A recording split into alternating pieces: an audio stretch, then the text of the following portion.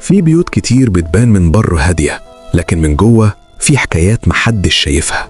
في بيوت كان فيها أم وأب وحياة شكلها مستقر، شغل، أكل، ضحك خفيف ومشاكل عادية، ولا حد كان يتخيل إن البيت ده ممكن يطلع منه وجع. البنت دي اتولدت في وسط أسرة شكلها طبيعي ولا ناقصها حاجة، بس اللي محدش واخد باله منه إنها كانت بتشوف أكتر من اللي المفروض طفل يشوف. كبرت وهي شايفة كلام بيتقال في السر، مكالمات بتدارى، نظرات مش مفهومة، خناقات من غير سبب واضح، وسكوت أطول من اللازم. مع الوقت ابتدت تلاحظ حاجات مش طبيعية. بالنسبة للأب مفروض يبقى أمان، وبالنسبة للأم مفروض تبقى حضن.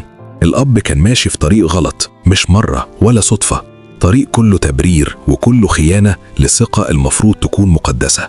والأم بدل ما تواجه أو تحمي، دخلت هي كمان في نفس الدوامة. يمكن ضعف، يمكن هروب، يمكن انتقام، بس النتيجة واحدة: طفلة بتكبر وسط بيت مكسور من غير ما حد يقول لها الحقيقة ومن غير ما حد يحميها. كبرت وهي تايهة، مش فاهمة يعني إيه راجل، يعني إيه ست، يعني إيه أمان. دخلت الجامعة، وفي الجامعة كان لازم تمسك في أي حد يسمعها. قابلت صاحبة، وأكيد عارفين إن الصاحب ساحب. صاحبة شكلها جدعة بس قلبها مش في المكان الصح، واحدة شايفة الدنيا كلها لعب وما عندهاش حدود. البنت لقت فيها الأذن اللي بتسمع والكتف اللي تميل عليه، ومع الوقت ابتدت تتسحب لطريق هي أصلا مش مجهزة له. سهر، كلام جريء، اختيارات غلط، مش علشان هي وحشة لكن علشان محدش علمها فين تقف. وفي وسط الزحمة دي دخل شخص جديد في حياتها، راجل أكبر منها ب10 سنين أو أكتر. شكله هادي، كلامه موزون، عارف يقول الكلمة في وقتها، عارف يحتوي.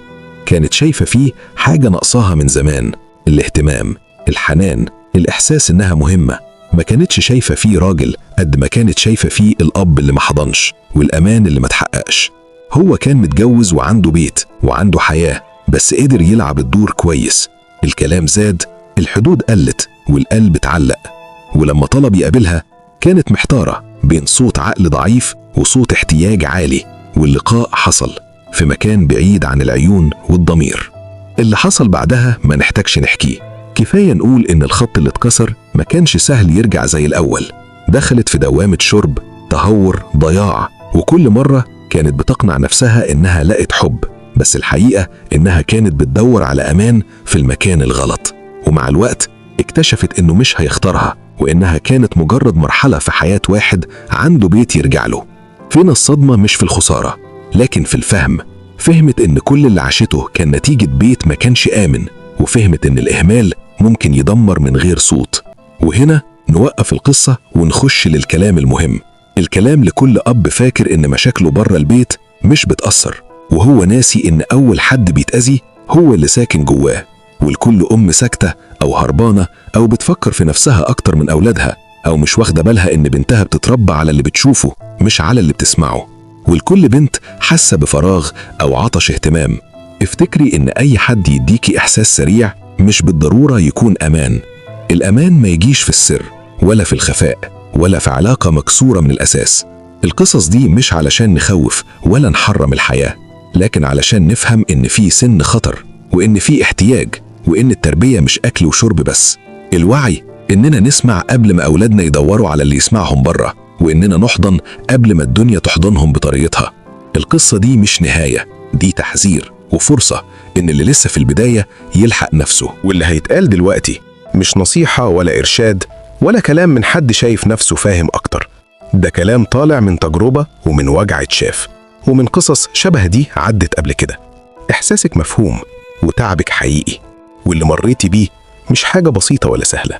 في لحظات زي دي ناس كتير اكتشفت إن أكتر حاجة فرقت معاها هي القرب من ربنا. مش هروب ولا محاولة نسيان، القرب من ربنا أمان، راحة وترتيب من جوه. الدعاء مش كلام بنقوله وخلاص، الدعاء سر بيهدي القلب وبيفتح باب حتى وانت مش شايفة آخره.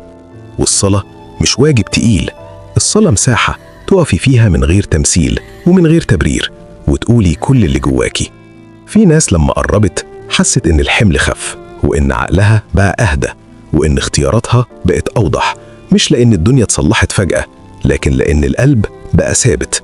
ومع القرب ده ابتدت ناس كتير ترجع لنفسها وتبص على اللي حصل من غير قسوة ولا جلد ذات، تشتغل على نفسها، تبعد عن أي طريق مش مطمن، تحط حدود وتفهم إن اللي يستاهل ما يطلبش السر ولا العتمة.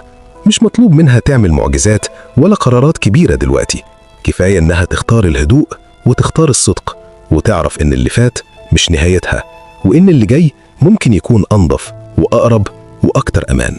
ولو وصلت لحد هنا وحسيت إن الفيديو صادق واستفدت منه، يمكن تفاعلك البسيط يخلي الرسالة تكمل طريقها. ما تنساش الصلاة على النبي، وسلام.